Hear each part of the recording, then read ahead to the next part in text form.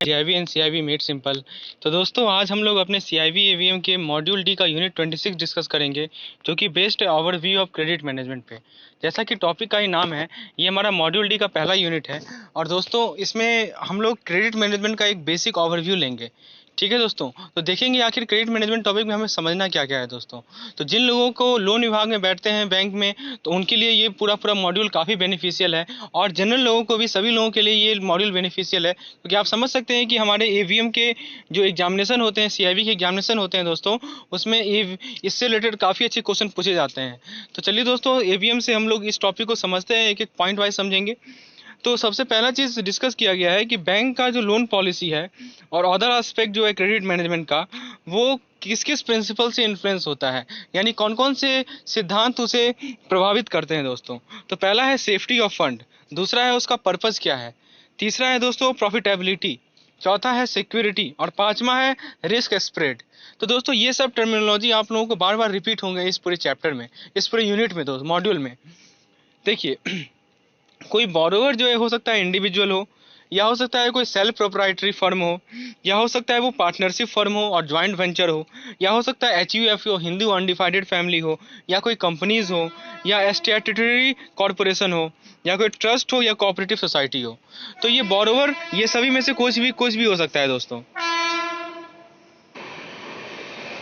अब देखिए, ये जो अब मैं आप लोगों के साथ लॉ बताने वाला हूँ दोस्तों, कुछ सिद्धांत हैं, कुछ लॉ हैं जो कि डिफरेंट काइंड्स ऑफ बोरोवर के लिए एप्लीकेबल है। तो देखिए, अभी हम लोगों ने बोरोवर देख लिया, अलग अलग तरह के बोरोवर हैं, तो सभी बोरोवर के लिए अलग अलग लॉ एप्लीकेबल हैं। तो आइए जरा देखते हैं किस बोरोवर के लिए कौन सा लॉ एप्लीकेबल है। तो सबसे पहला बात करते हैं इंडिविजुअल की। तो इंडिविजुअल के लिए Indian contract act law applicable है। दूसरा बात करते हैं पार्टनरशिप फर्म की।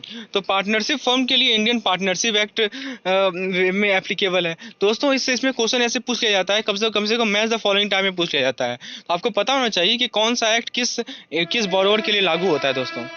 जहाँ तक बात है हिंदू अनडिवाइडेड फैमिली के लिए, तो उनके लिए customary law pertaining to Hindus वो एप्लीकेबल होता है। तो customary law pertaining to Hindu ये एप्लीकेबल होता है हिंदू अनडिवाइडेड फैमिली के लिए। कंपनीज के लिए दोस्तों, कंपनीज के लिए कंपनी एक्ट लागू होता है दोस्तों। Statutory corporation created by trust, तो देखिए उसके लिए कौन सा लॉ लागू होगा, public trust act, religious and endowment act. तो यदि कोई ट्रस्ट है तो उसके लिए पब्लिक ट्रस्ट एक्ट लागू होगा, और रिलीजियस एंड एंडोमेंट एक्ट है वो लागू होगा। और कोई यदि कॉर्पोरेटिव सोसाइटी है तो उसके लिए कॉर्पोरेटिव सोसाइटी एक्ट लागू होगा दोस्तों। तो ये सब विभिन्न एक्ट हैं जो कि डिफरेंट बोरोवर के लिए लागू होते हैं, और मैंने एक टेबलर फॉर्मेट में आप लोगों को प्रोवाइड कर दिया। अब देखिए क्रेडिट्स के टाइप देखते हैं दोस्तों। मतलब इस टॉपिक में आपको जितना भी चीज़ें हैं सभी का ओवरव्यू, एक ऊपरी ऊपरी जानकारी मिलेगी। हम लोग अंदर नहीं जा रहे हैं, हम लोग डेप्थ में नहीं जा रहे हैं, लेकिन सुपरफिशियल लेवल पे, इनिशियल लेवल पे, ऊपरी सतह पे हम लोग चीज़ों को समझ रहे हैं दोस्तों।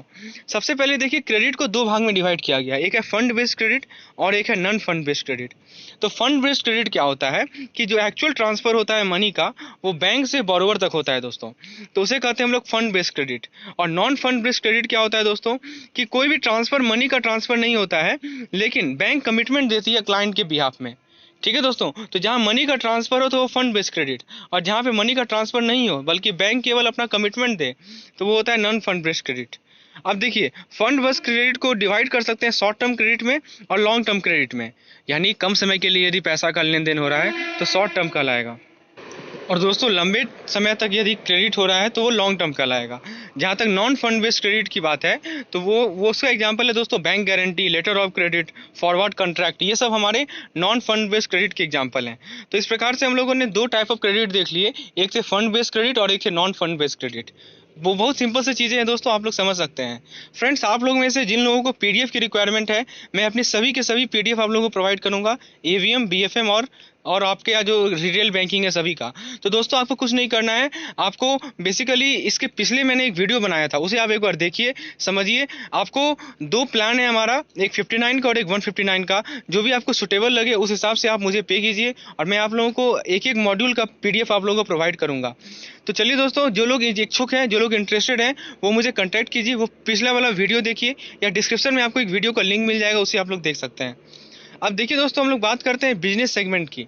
तो बिजनेस सेगमेंट में क्या क्या आते हैं हमारे, पहले ट्रेजरी आते हैं, उसके बाद कॉर्पोरेट या होलसेल बैंकिंग आता है, उसके बाद रिटेल बैंकिंग आता है, और उसके बाद अदर बैंकिंग बिजनेस आता है।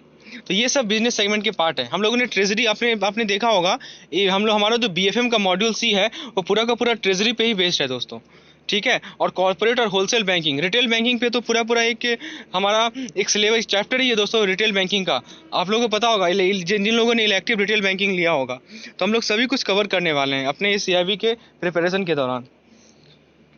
अब देखिए दोस्तों, हम लोग क्रेडिट मैनेजमेंट के कंपोनेंट्स को देखते हैं। सबसे पहला है बैंक का लोन पॉलिसी। तो वो किसके द्वारा इन्फ्लुएंस होता है, उसको प्रभावित कौन करता है? तो मार्केट का कंडीशन प्रभावित करता है, या दूसरे बैंक की पॉलिसीज उसको प्रभावित करती हैं, या SWOT एनालिसिस उसे प्रभावित करती हैं, या RBI की गाइडलाइन उसे प्रभावित करती है दोस्तों। तो इन सभी फैक्टर के कारण किसी बैंक का लोन पॉलिसी अफेक्टेड होता है।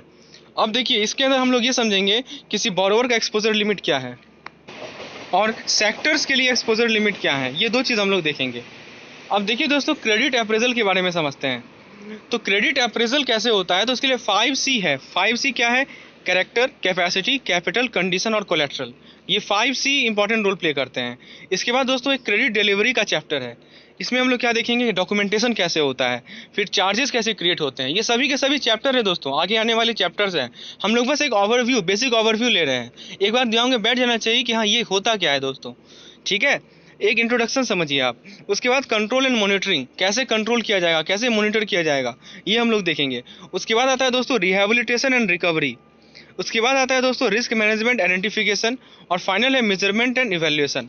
दोस्तों ये आप लोग ऑर्डर याद रखेंगे, सीक्वेंस याद रखेंगे दोस्तों, क्या किसके बाद क्या आता है, ये बहुत इंपॉर्टेंट चीज़ है। इससे क्वेश्चन बार बार पूछे जाते हैं दोस्तों, ये हाईलाइटेड है, ध्यान रखिएगा, ऑर्डर याद रखिएगा। पहले क्या होता है, पहले क्रेडिट डिलीवरी, उसके बाद कंट्रोल एंड मॉनिटरिंग,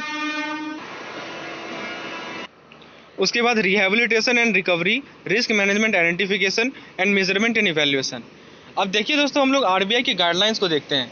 RBI का गाइडलाइंस क्या कहता है कि एंड यूज ऑफ फंड बताता है।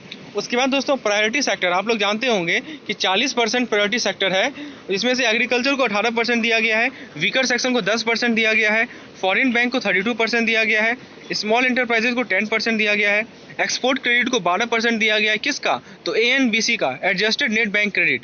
BFM में एक पूरा चैप्टर ही है जिस पे बेस्ड, हम लोग अच्छे से डिस्कस करेंगे वहाँ पे। और यहाँ आप कह सकते हैं off balance sheet exposure, whichever is higher, ANBC का या ऑफ बैलेंस शीट एक्सपोजर का। उसी तरह दोस्तों हाउसिंग में 20 लाख है, एजुकेशन में 10 लाख है भारत में पढ़ने के लिए, और 20 लाख है अब्रोड के लिए, सेल्फ हेल्प ग्रुप में, और हमारा KVY। उसके बाद वीकर सेक्शन में आप लोग जानते होंगे small marginal farmer, DRI, SJ, SRY और SHG, ये सभी के सभी आते हैं दोस्तों हमारे वीकर सेक्शन में। और उसके बाद micro small and medium enterprise. दोस्तों एक बार इसका हम लोग देख लेते हैं, माइक्रो स्मॉल मीडियम इंटरप्राइज का क्लासिफिकेशन कैसे किया गया है। इसमें रिसेंटली अपडेट लाया गया है दोस्तों, पहले कुछ और था, अब देखिए अब क्या है। Investment in plant and machinery के लिए मैंने एक कॉलम बनाया है, और टर्नओवर के लिए एक दूसरा कॉलम बनाया है। तो जो माइक्रो इंटरप्राइजेज रहेंगे, उनका जो प्लांट और मशीनरी में इन्वेस्टमेंट होगा वो 1 करोड़ से कम होगा, और उनका जो टर्नओवर होगा वो 5 करोड़ से कम होगा। जो स्मॉल इंटरप्राइजेज हैं दोस्तों, उनका इन्वेस्टमेंट जो है प्लांट और मशीनरी में वो 10 करोड़ से कम होगा, और टर्नओवर उनका 50 करोड़ से कम होगा। और जो मीडियम इंटरप्राइजेज हैं, उनका इन्वेस्टमेंट प्लांट और मशीनरी में 50 करोड़ से कम होगा, और टर्नओवर 250 करोड़ से कम होगा। तो ये चार्ट आप लोग का रिसेंटली अपडेटेड है, इसलिए मैंने आप लोगों को ये प्रोवाइड किया है। हम लोग बेसिक ओवरव्यू देख रहे हैं दोस्तों। अब दोस्तों हम लोग बात ये करते हैं कि बैंक का रेट सिस्टम कैसा है। तो 1 जुलाई 2010 के बाद से BPLR को रिप्लेस कर लिया MCLR ने। आप लोग जानते ही होंगे, बेंचमार्क प्राइम लैंडिंग रेट होता था, अब मार्जिनल कॉस्ट लैंडिंग रेट होता है दोस्तों। बैंक जो है एक्चुअल रेट ऑफ इंटरेस्ट को डिटरमाइन कर सकते हैं, ट्रांसपेरेंट होगा, applicable to all except DRIs, ठीक है दोस्तों, बैंक्स और एम्प्लॉयज़। तो ये जो रेट है वो सभी के लिए इक्वल होगा, लेकिन बैंक के अपने एम्प्लॉय के लिए अलग हो सकता है। उसके बाद जो एग्जिस्टिंग लोन है BPLR, देखिए जो लोन BPLR से चल रहे थे वो कंटिन्यू रहेंगे, ठीक है, लेकिन स्विच ओवर का ऑप्शन उन्हें दिया जाएगा। बेसिकली हम लोग ओवरव्यू देख रहे हैं। इसके बाद देखते हैं हम लोग क्रेडिट रिस्ट्रिक्शन की। तो कहाँ कहाँ क्रेडिट देने के लिए रिस्ट्रिक्ट किया गया है बैंक को। तो सबसे पहला है advance against banks on share, मतलब बैंक अपने शेयर के लिए कोई लोन बैंक नहीं दे सकती दोस्तों, वहाँ पे उसे रिस्ट्रिक्ट किया गया है। ऐसा नहीं कि बैंक का खुद का शेयर खरीदने के लिए सभी एम्प्लॉय को बैंक खुद अपना लोन दे रही है, ये नहीं हो सकता है। उसके बाद देखिए जो डायरेक्टर्स हैं, जो ऑफिसर्स हैं बैंक के, उनके उनके रिलेटिव को कोई लोन प्रोवाइड करने के लिए वहाँ भी रेस्ट्रिक्ट किया गया है दोस्तों।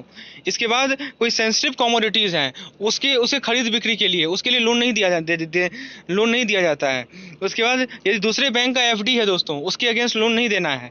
और यदि बायबैक ऑफ शेयर है, यदि शेयर को आप दोबारा खरीद रहे हैं तो उसके लिए भी लोन नहीं दिया जाता है दोस्तों। तो ये सब ध्यान रखिएगा कि इन सभी चीज़ों में क्रेडिट देना रेस्ट्रिक्ट किया गया है आरबीआई के द्वारा। अब बात आता है दोस्तों क्रेडिट डिलीवरी असेसमेंट और डिलीवरी। तो कैसे हम लोग क्रेडिट असेस करेंगे, किसे कितना क्रेडिट देना है उसे कैसे असेस करेंगे। तो उसके लिए दोस्तों हमारे पास एक जो मेथड है वो है MPBF मेथड। हम लोग आगे डिटेल में डिस्कस करेंगे दोस्तों, एक पूरा चैप्टर ही है वर्किंग कैपिटल पे। MPBF क्या होता है, मैक्सिमम परमिसिबल बैंक फाइनेंस।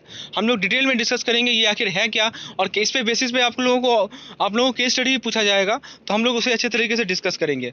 और जो SME है, स्मॉल मैन्युफैक्चरिंग एंटरप्राइजेज हैं अप टू 5 करोड़, उनके लिए कौन सा मेथड अप्लाई करते हैं, टर्नओवर मेथड। ये भी हम लोग डिस्कस करेंगे दोस्तों। अभी तो हम लोग एक ओवरव्यू ले रहे हैं सभी चीज़ों का।